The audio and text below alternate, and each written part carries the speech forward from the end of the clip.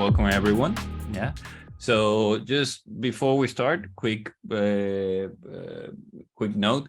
This is not a talk, right? Like I'm not here to tell you, oh, this is more. And if you've seen the previous sessions that I've done, this is more of a conversation. I have a bunch of topics, a bunch of things around in a specific area, and I would like to share some of my experiences, but what makes this great is the conversation and is the enrichment that happens as we go through the topics together. So it's great to have lots of new faces in, which hopefully we'll be able to add as well to this. So so for today's talk, I will do what I usually do, which is I will share a mirror board.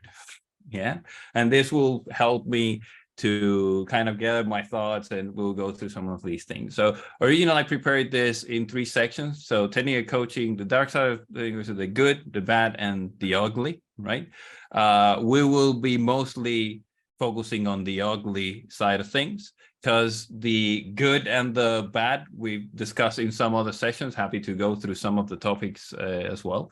But again, feel free to jump in, ask questions. It's a conversation, so just, you know, let's play by ear here, okay?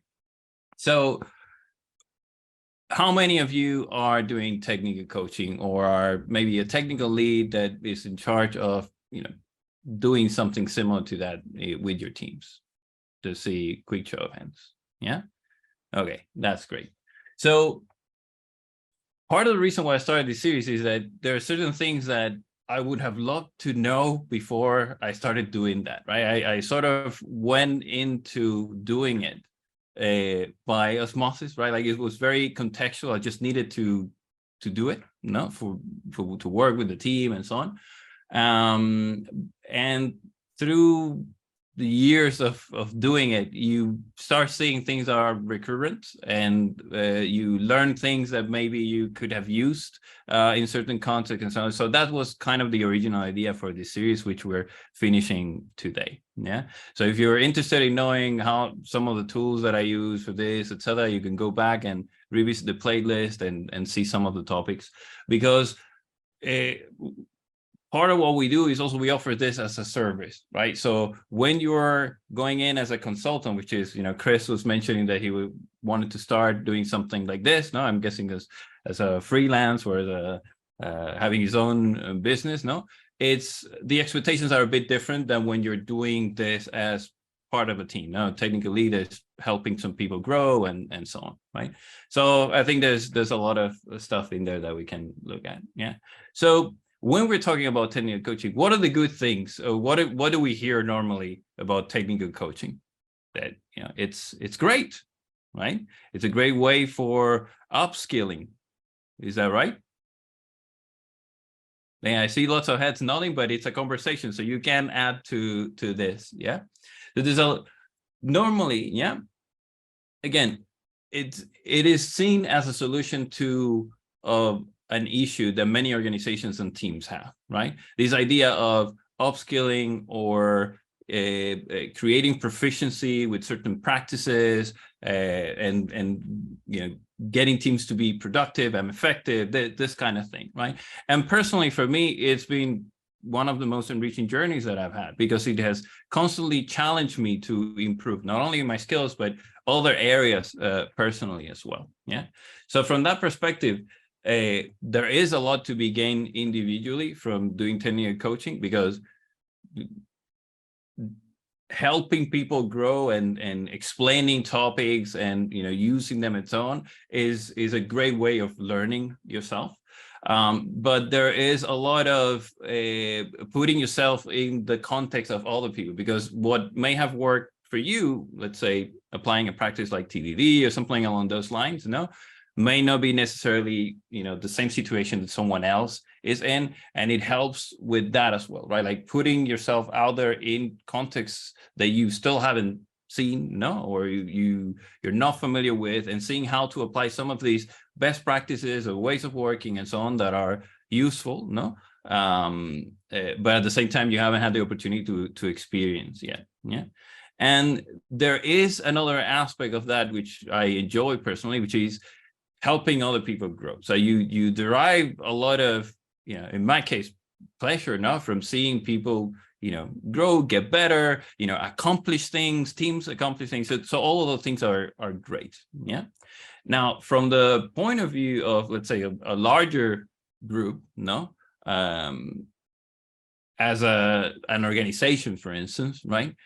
The idea is not only to do upskilling, but to instill a culture of excellence. In the end, what you want is people to be growing together and looking out on how to do things better, right? It's not just about a particular practice. It's about how do we improve, the product, the way that we deliver the product. Like this kind of mindset of learning and growth is part of what many organizations are after, even if they don't define it as such, right? Even if they go and are a bit more tactical on the nature of it, things like, we want to have less defects, or we want to just put product out faster, etc., and so on. Yeah. And one last aspect, if you look outside of the organization, another thing that is great about this is things like community, right? Technical coaching, and in particular, this is how, the software craftsmanship community in Barcelona, in my case, because I'm one of the founders, and in Spain, we didn't have anything in Spain at that point, came to be.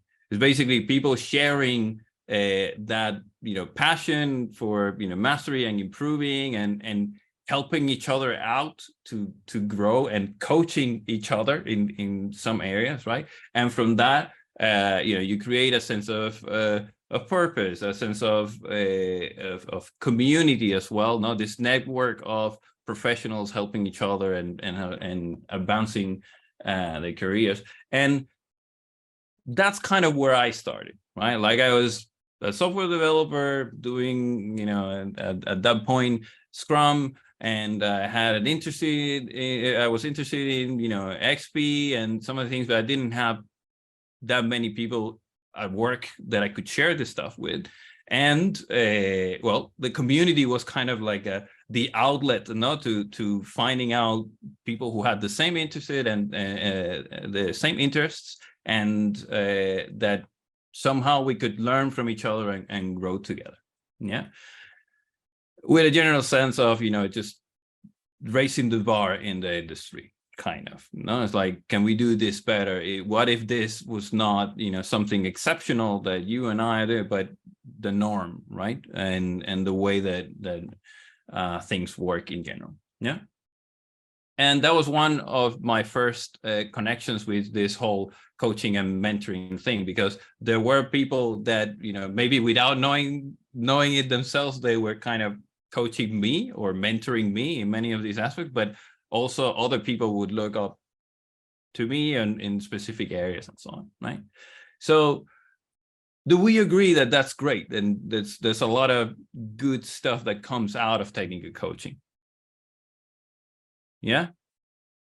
Want to add anything else in there? I'm sure that I'm missing out things. I just didn't want to go too deep into it because, we've been talking about it for a long time. Yeah. Cool. So now let's talk about the bad parts, or the things that I consider, let's put it like this, the things that I consider the bad parts of technical coaching. Yeah. And as a solution to an upscaling problem, for me, technical coaching is not really a solution. And you're going to say, what? No, we were just talking about improving people's skills, and how is that possible? No. Well, it's very dependent on the context. And I would argue that if you have a big organization whose problem is, I have to have a cultural change, or I have to reduce defects, even that kind of stuff. Technical coaching, the way that we normally think of it, yeah, as in, someone comes in maybe a couple of days a week, works with a team, pairs with some people, etc., is a terrible way of dealing with that. Okay, we'll see why. Well, the first thing is most of those teams have competing goals, right? So on one side you have upskilling, yeah, you want people to get better at what they do, etc. And then on the other side, you have delivery. Yeah. Those two are kind of clashing all the time, because In order to upskill, most of the time you need to, slow down a bit. Yeah, until you gain the proficiency, then you can go maybe faster, right?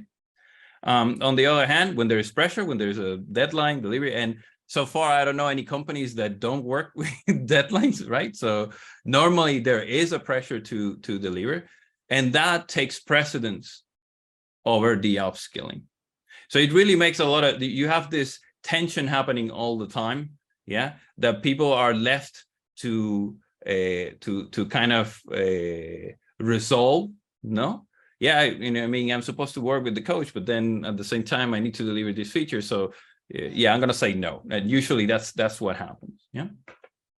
Now, another thing that happens here is that when you're doing this, let's say that you have a 9 people team, 7 people team, yeah, you have one technical coach coming in maybe a couple of days a week, and they're pairing, they're doing more programming and this kind of stuff, yeah. And then how long do you think it will take for you to actually get results out of this? By the way, conversation, I'm gonna when I'm asking these questions, I do expect some answers. Well, how long do you think it will take? Will take 6 months or almost 6 months or 1 year for start, no, and learn and the practice. And so it's a mid to long term approach, no, to actually seeing some of these results. However, when companies hire this kind of service, what are they looking for? Like they do in most consultancies, and they're looking for immediate value. Right? I need results in 1 month. I brought you here immediately. Yeah, exactly. Right. Now, the problem with that is that because you're working on the upskilling and doing all the things, the time that it takes for you to actually derive results from this is quite long. Yeah, unless you decide to follow other approaches, which I already mentioned before. Now, what happens, yeah, if you are doing this as well in a context where, things are grim, right? Because basically, a lot of times when someone is bringing in a technical coach to work with you is because we have a lot of shit that is not working. Yeah.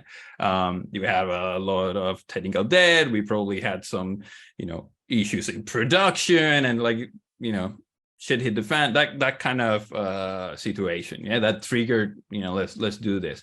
I'm not saying it's always, but, it tends to happen. Now, in that context, yeah, what tends to happen? People who are really engaged, they already think that this is a good idea. Those early adopters, right? They will come in and they will, stick to the technical coach, and they will, learn as much as possible. They will get really good at it, and they will start, making some progress. Yeah. However, the context that they are working in, and this is why I mentioned that the size, now if you're doing this with one team, maybe, it will work for you, right?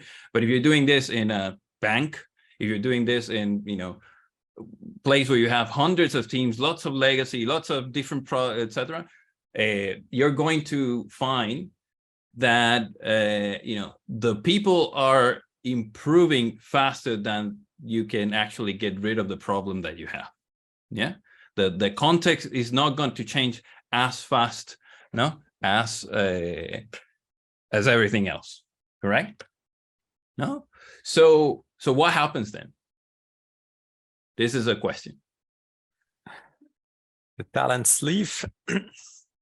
It's a bit of like, it's a cheat sheet for me, but it's also a cheat sheet for you. No, the idea is that people will get really good, that were already motivated, etc. They are now constantly in frustration. Yeah, because they are not able to do this as the way that they would like. They also kind of have expectations that things will magically change, and we know that it's not. No, and then the context is not changing. They have this frustration, but at the same time, they have become more marketable as well. Yeah, because now they know how to do TDD and CI/CD. That I mean, these are things that maybe in a different market, like, I don't know, the UK, are common. No, but there are many other places that don't have this maturity yet. Yeah. So what happens is they leave. And then as a company, what do you find? Said, I've just invested, 3 months, 4 months of attending a coach, working with these people with a very important product, etc. And now 6 months down the line, half of that thing quit. The other half is the half that is not engaged. No, let's say, or is not, so now I have to find myself, starting from scratch. No. And not only that, let's say, let's not be that, negative with this. No, let's say that instead it's just, new people are coming in, right? So I'm bringing in new people, and if you're not paying attention to the skill sets that they're bringing in, you're then starting again from scratch, because maybe you come in, things that you had already covered, you now need to cover, and so on. Yeah. So overall, these are some of the reasons why I think, for certain contexts, technical coaching is actually not a great solution. I'm not saying it doesn't have benefits, but you need something more than that. Yeah. What else? Yeah. The other example is that a lot of people, like when I started, they go into the tactics of the technical coaching. Yeah. So it's about writing, tests. It's about that CI/CD pipeline. It's about refactoring, or patterns, and this kind of stuff. No. And as I mentioned before, it's like the business is paying for this, so they expect some return, and they're always paying for it, even if they're not bringing someone from the outside. If they're giving you time to do this, etc., it's still paying for it, right? So in order to move the needle, a lot of the times people focus on the wrong things, right? Like they focus on how many coding dojos we did, or if people are using patterns or not, but that's not what the business cares about. And there is a problem, because the process that a lot of people follow is not structured enough so that you can see what the progress is, and you can link that to ROI, for instance, right? And to actually see, what the impact, or what needle is even moving, right? And this is another issue that I see as well. Yeah. Again, if someone asks you, so we've been doing this every week. We take, 2 hours or 4 hours to do this, more programming sessions, etc. Where is the benefit? Like, why, what is it that I'm paying for here? Yeah. And that Jose, in many cases is. Can I ask? So in the situations where it's going well, what do you say to justify yourself? To justify myself, what the ROI is? Yeah. So we talked about a situation where the team's too big, and the context isn't quite right, and things aren't quite going well. But in the situations where things are going well, or it's an appropriate situation, what do you typically say in terms of ROI? What kind of metrics do you give to the company? All right, so there's plenty of metrics that you can use, and it really depends on who is, the beauty is in the eye of the beholder. What is it that they care about, right? So to start, there are the 4 key. By the way, I'm not going to go too deep into this, because I already have a session on metrics and establishing baseline, so you can watch that. What do you want? Yeah, but you got, for instance, the 4 key metrics. Those are very easy to see. They're easy to link to ROI in itself. Yeah, because if you shorten your lead time, you're basically improving your productivity. You're doubling your productivity, right? That kind of thing, right? So time to restore, like there's all of these metrics that are easy to get in most processes. Yeah. That you can link to money, or to things that the business cares about. Yeah. Now, on top of that, there's plenty of other metrics depending on what the business cares about. If they care about code quality, well, you can look at code quality, right? And again, cyclomatic complexity, etc. Like there's plenty of things and tools that will already give you some of that. If they care about retention, for instance, because this is another reason why I've seen people, we need some coaches to worry, because people are always complaining that they have a lot of legacy, they leave, etc., right? So we bring someone in to show that, one, we're investing in solving the problem, but also we care about them, blah blah blah, right? Then it may be about the team itself. Yeah, things like the organizational climate, or a particular survey, employee net promoter score, whatever you want to. So there are many metrics, maybe not all of them link directly, although you can link some of these things and have, no? So when someone leaves, you can definitely put a number on how much that's costing you. That's not a problem. And so saving money is also a way to connect to ROI. Yeah. Great, yeah. Does that answer your question? I'll check out the session on metrics to go in more detail on that. But the important part here, thank you. But the important part is, besides the metrics, the problem is that you didn't look at metrics in the beginning. So therefore, by the time that they ask you, you also don't have anything to compare to. Yeah. So following a structured approach to it that ensures not only, that you are able to do this, but also that you're able to visualize the value that these activities are having is quite important. Yeah, of course. Yeah, and I talked about that as well, processes, etc., etc. There's many ways of doing this, right? I'm just saying that lack of structured approach usually is a big problem. Yeah, because again, you don't go to a school to learn how to do technique coaching. That this is the thing, you learn by experience, by your environment. If you're lucky, you had someone who is able to mentor you or to kind of point you in the right direction. Yeah.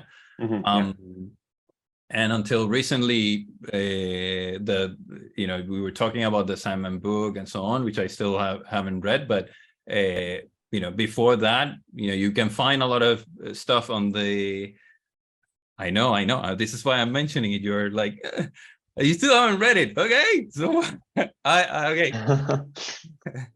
You need to come to Barcelona, yeah? And then you can sign for me. So basically, the idea is, until very recently, a few people were approaching this topic in this sense, right? Like you would find stuff around coaching.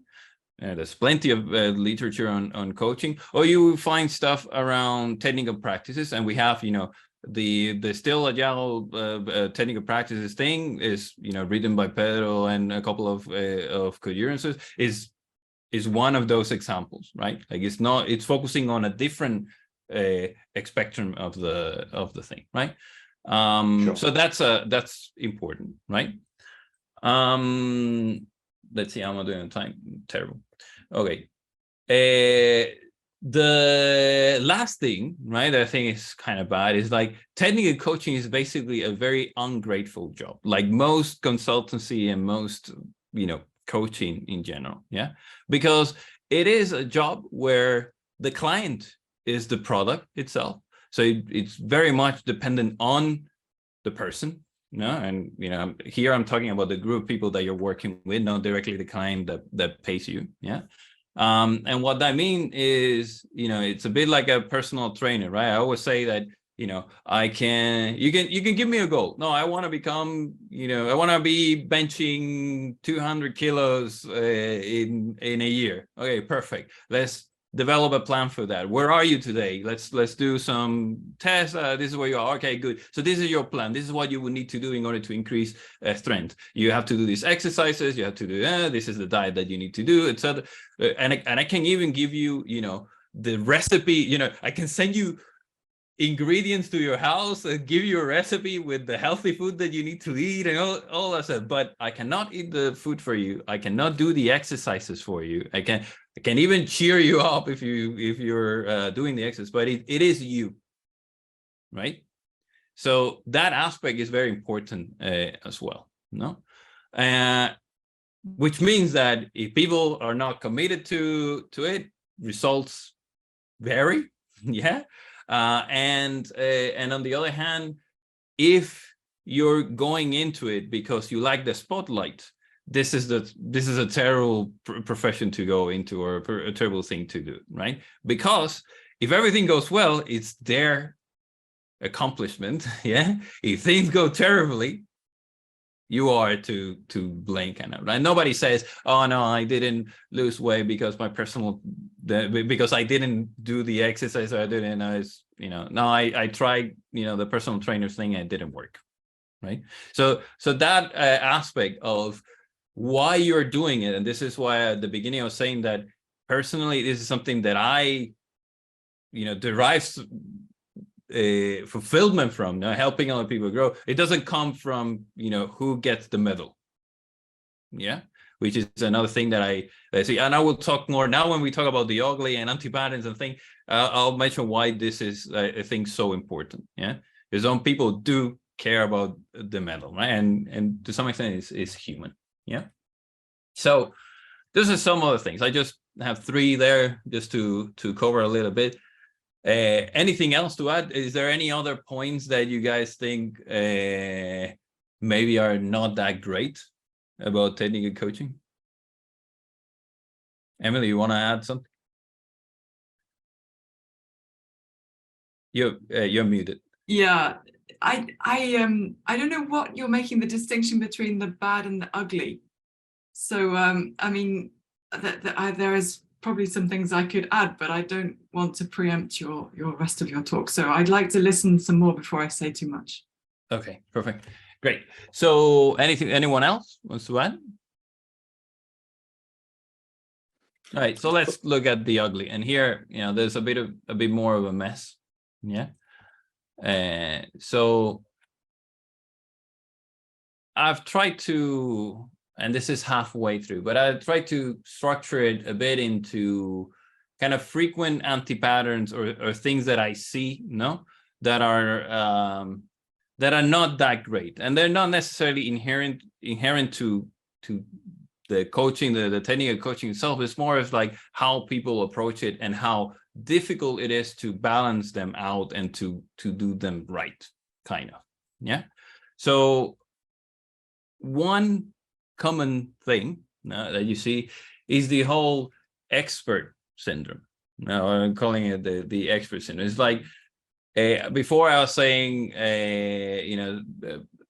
why are you getting into it? No, if what is it that you want to get out of it, whether it's the recognition or not, and so on.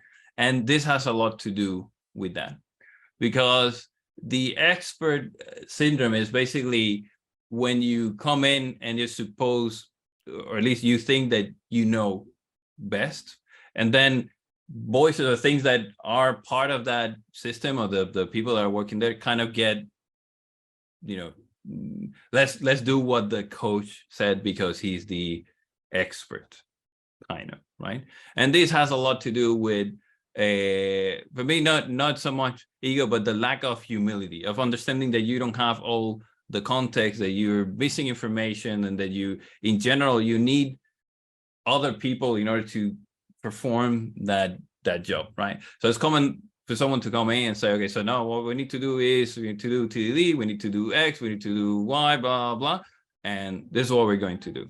These are common thing to do. And that doesn't mean that you don't need to be prescriptive. Yeah, there are certain things. For me, it's also part of a consulting. Let's put it like that. No, but where you are showing different options. No, hey, this has worked in the past for this context. You want to try it out. No, things like this. No, but a lot of people just go in and they have this kind of approach where okay, so we're gonna do what I say, and also it's reinforced by, oh, he's an external person, they know best, let's do what they say. No? And when I talk about lack of humility, and again, I'm not mentioning ego, although that's also interesting. I mention humility because it's about recognizing that you are in this kind of place where contextually you need to be humble, because in order to accomplish what you want to do, which is for this team to improve, etc., you need other people's support, right? All people need to buy into this. Yeah. And the common example is, okay, I think that maybe we'll end up doing TDD. Yeah. But the gap is too big. Yeah. And what's important is that people will not get frustrated. They will, move from there, etc. So maybe I need to start somewhere else. Maybe I need to really listen to what is around, understand that context, and maybe try out some of the ideas that they think will work, because sometimes them thinking that it will work is more important than whether you think it will work or no, because there's a learning aspect to that as well. Yeah. So this lack of humility in the coach, I think is quite an anti-pattern in that sense. Yeah. Another aspect is this one size fits all kind of approach, which is related to that. Jose, you just explained all of that, and I didn't get it. Are you talking about the problem is when the coach is not sufficiently humble about their? Yes, right, and they kind of think, I'm the expert, I'm going to solve everything. Exactly, that's one aspect. Right. Correct. So so when you this is the ugly side of technical coaching, but that sounds to me like a coach who is not very good at their job. I mean, a coach needs to be humble. I mean, isn't. This is why I'm saying it's the ugly and not the bad. Right. The ugly is because, again, you get to it not because you went, like, let's say, and this is I think a good comparison between how, let's put it, mature, something like this is in our industry versus how mature something like coaching in general is as an industry, right? Where you have ICF, you have a bunch of institutions that are kind of trying to get certain standard of service, or in order to get certified, you need to go through not only training but a bunch of things, that kind of try to not certify but ensure that you are good enough, let's put it like that, right, in order to be able to do it. Yeah. So when you're saying, the coach is not very good, yes, it is true. The coach is not very good, but it's also not very easy to get it right, because where we're coming from is not, and I'll talk about that as well. No, where we're coming from is, there's a focus on the technical practices, yeah, and not so much on all of the other stuff that you need together with the technical practices to make it work. Okay, does that make sense? That makes more sense now. Thank you. Yeah. By the way, feel free to jump in and add, or I'm happy to have the conversation. As I said, it's about the conversation. Yeah.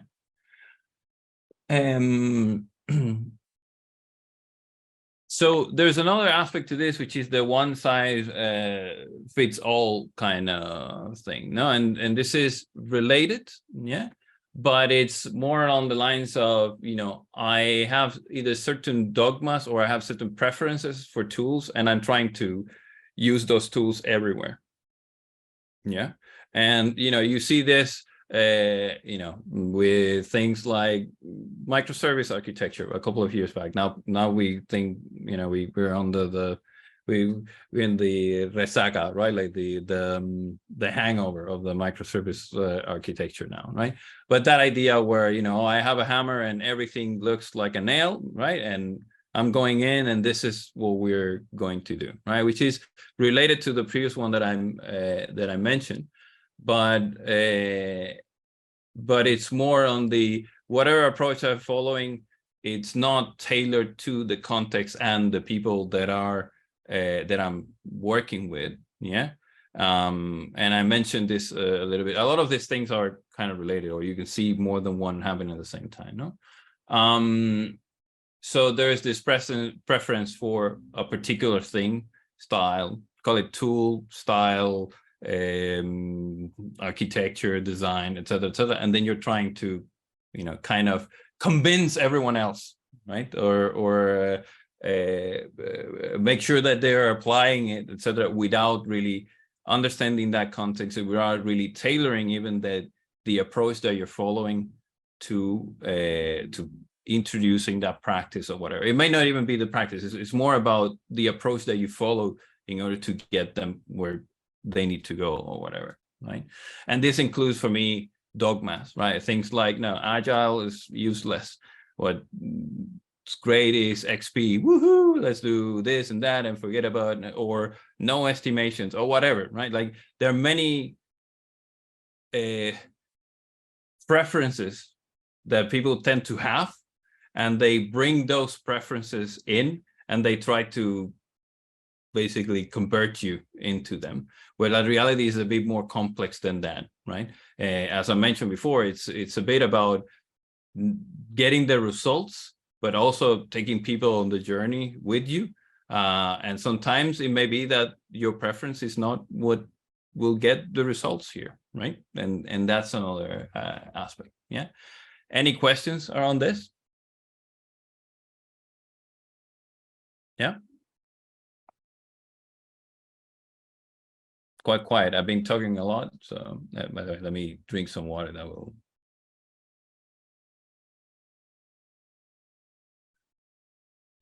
Okay, another thing that I've seen as well is the too soft, too hard kind of thing, right? Because you can then go and completely go to the opposite. So too soft, too hard for me has to do with, it's okay, you know, we agreed that we're going to do tests, but you didn't do tests. That's okay, you know, do it next time, etc., right? Kind of like being too lenient with whatever happens is what needed to happen kind of thing, right? Too hard is going the other way completely, right? Like if you don't have, you know, 85% coverage with this thing, then, you know, I'm not accepting your pull request, whatever, right? That kind of balance between being able to provide feedback and let people kind of go and grow, because everyone's at a different level, etc. You may be trying to help them get somewhere, no, but the you know, the friction that could generate is too high, and you don't want them to get too frustrated. Let's say you want to kind of give them a Goldilocks kind of challenge, no, that they can do. But it is very important that whatever it is that you decide to tune that to, you're consistent with it and you enforce it as well.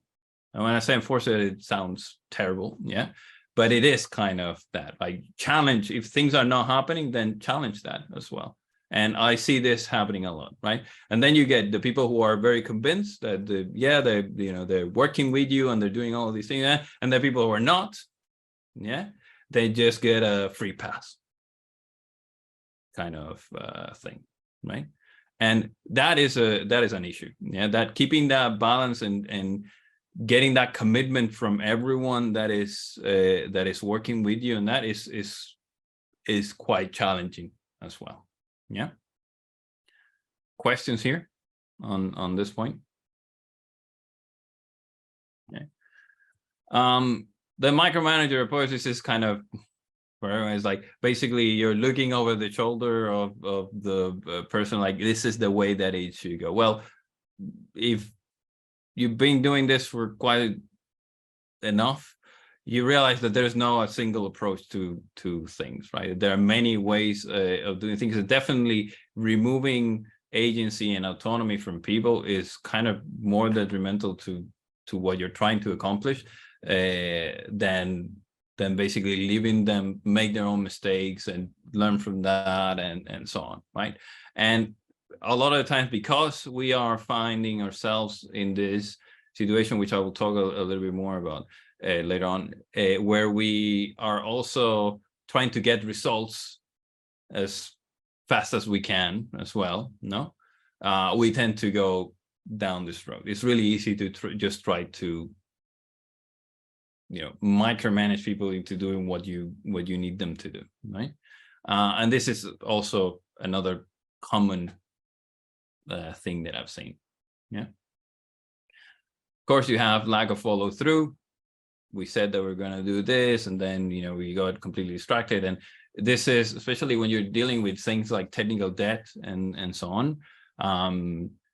Having that North Star of where you want to go and being able to track progress and keeping everyone aligned on where things are going, and being able to, you know, slowly get there is fundamental. So feeling that, you know, people don't think about it as in managing that project, but it is kind of a project, right? So figuring out how to track that progress, figuring out how to manage expectations about that, figuring out, like, all of these things are essential, no? If you want to get results, but also if the time that you have is quite long, because people tend to go in different directions. They tend to forget what it is that they were trying to accomplish. They priorities change, yeah, and when they change, you know, that's all the things that are less important get thrown out the window, no? So that lack of follow through is very common as well. Yeah, and if you are coaching a team, you do want them to be able to follow through at whatever speed it is, but you do want them to be making that process, not to lose sight of where they're going with the stuff that they're doing. Yeah. The last anti-pattern, let's say, and by the way, this list is by no means exhaustive. I just, I'm 10 minutes from finishing. Yeah, is shifting the burden, and I already talked about this. This is a very common pattern in systems thinking, no, where you have a symptom, no, that is visual. You have a quick fix, something that an action that will alleviate the symptom, and you have a root cause for that symptom. Yeah, but there's a side effect where you, by applying the quick fix, you're actually taking away from the real solution, or taking away from the root, solving the root cause. Yeah, a typical example will be, we don't know how to do this. Okay, there's a root cause, we don't know about it, but there's a solution that deals with that root cause, which would be we do the research, we try it out, etc. Versus we go and ask the coach, yeah, coach, how do you do this? And then the coach says, okay, so we're running late, this is the way, oh, I'll do it, or yeah. And then you're taking away from the solution that actually deals with the root cause. Yeah. So that aspect is very common. And by the way, this is by no means specific to technical coaching. It happens with, technical leadership, agile coaches, scrum masters, whatever, right? Like this position where you become part of that system, no? And the responsibility gets, passed on to you. And then what happens is you don't go on holidays, if you're not there, things don't get done, et cetera, right? So that all of those things are part of that kind of pattern. Okay. So far, questions or things to add? No? Another thing that is kind of ugly is it can lead to imposter syndrome.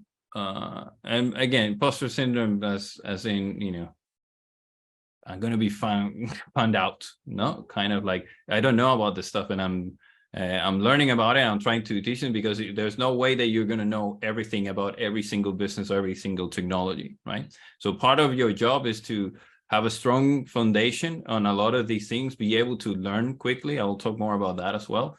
But that is not everyone's cup of tea as well. So one thing that I've seen is like, hey, I feel like I'm cheating them, no? Because I don't know what the solution is. Right? So what do you think about this?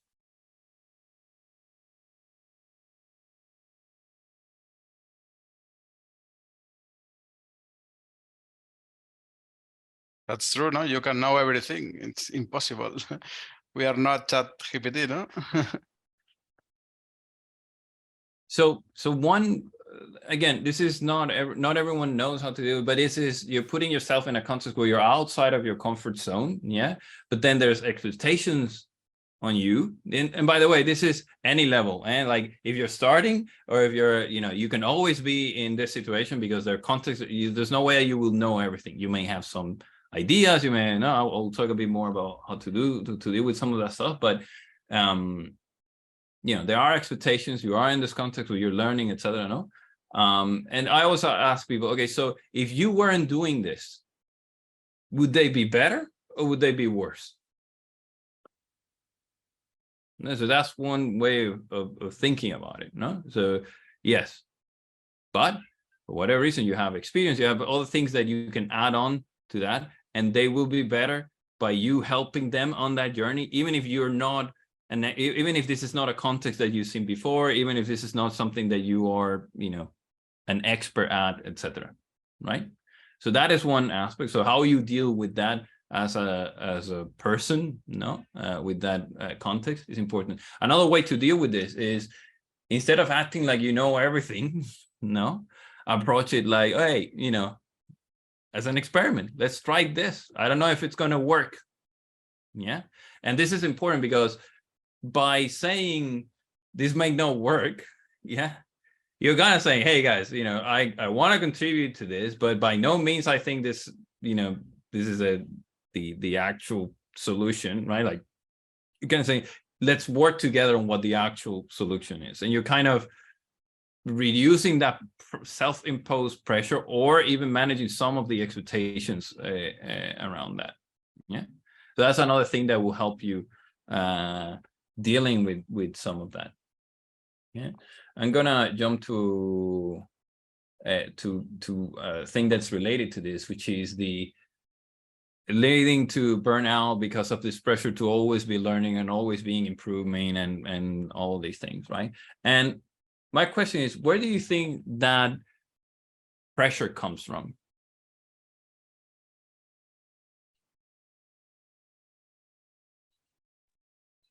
Expectation, maybe.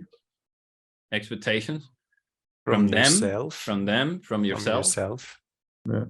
Okay, so this is something called the learning credibility tension, and this is very, you see this in consultants as well, and so on. Well, technical coach is kind of a consultant, yeah. And what kind of things you need to, what is this tension, right? On one side you have competence, right?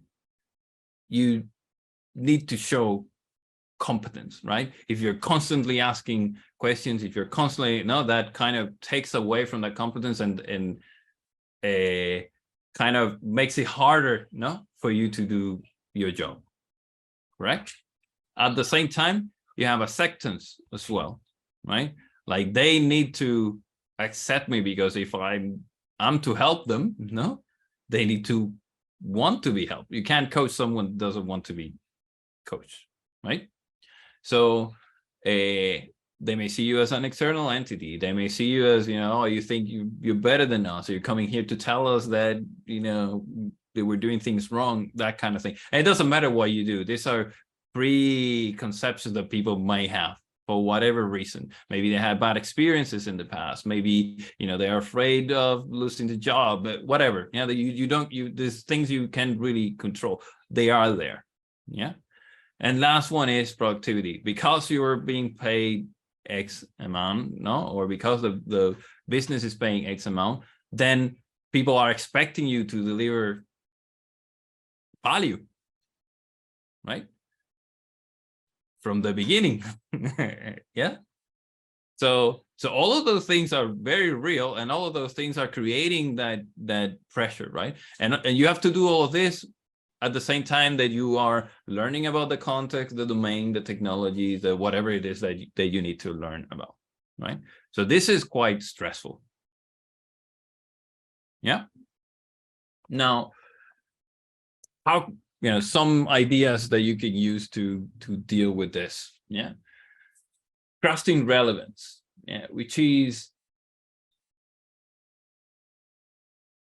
there is already knowledge, yeah, that is in the system.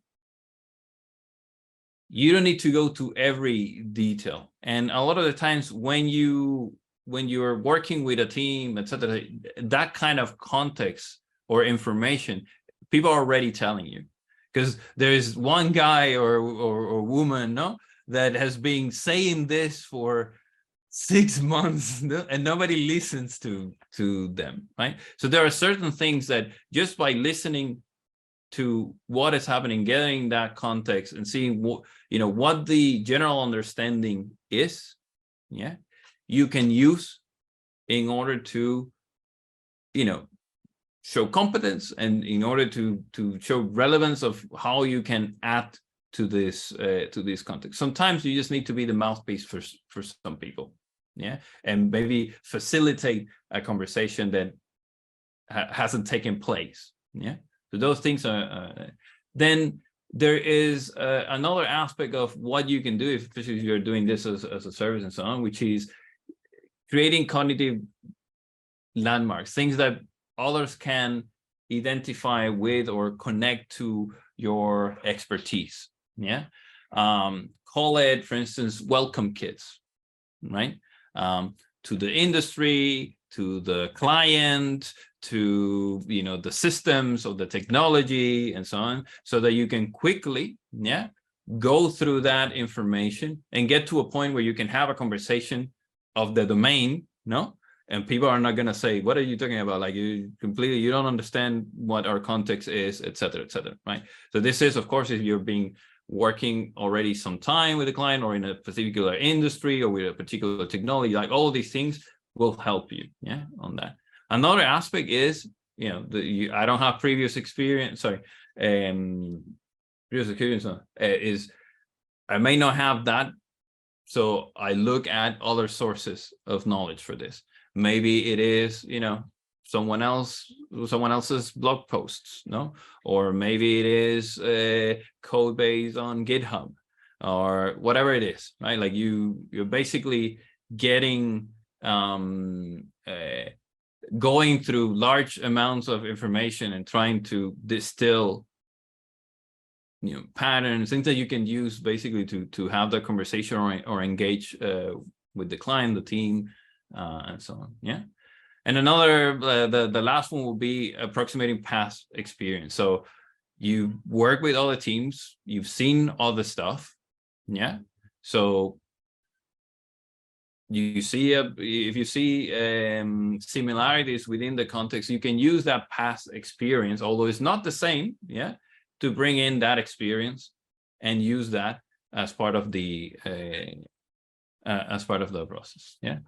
One second, I have the cat here asking to go out.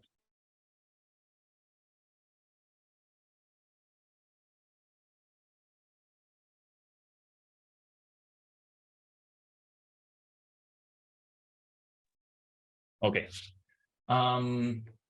So again, this is quite important, and a lot of people don't understand where this is coming from, and you tend to have this situation where you're either not making an impact because people are not, you're not able to connect with them, etc.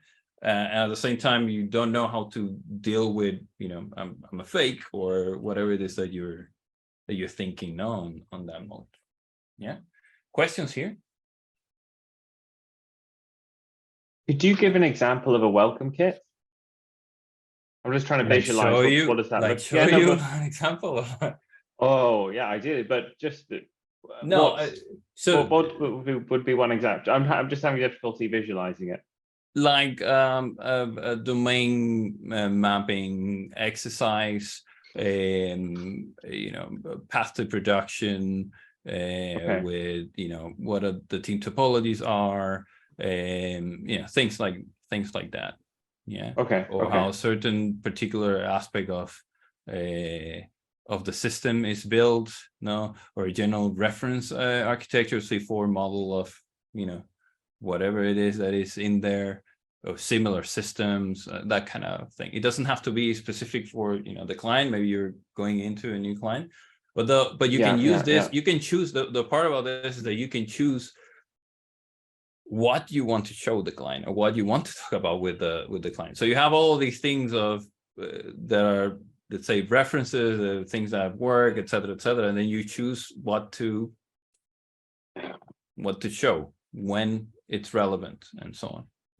And it could be again information about the industry as well, or trends or whatever. That's fine as well.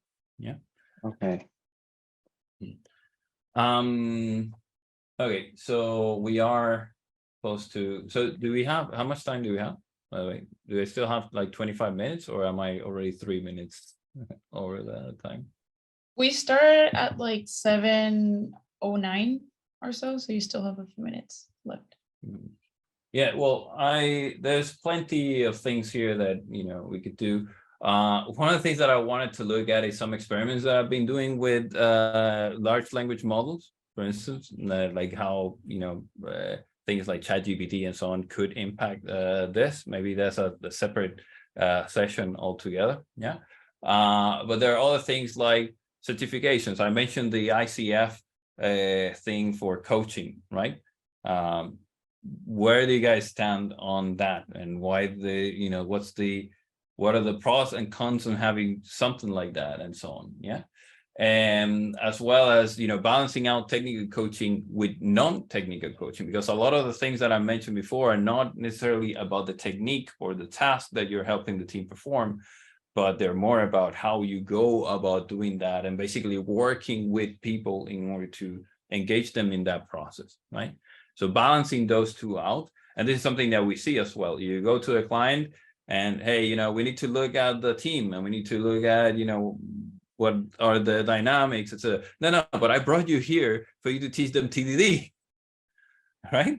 Why are you just doing, you know, katas or more program or whatever? Well, but in order for them to perform, they not only need to know TDD, they need to be able to work as a team as well.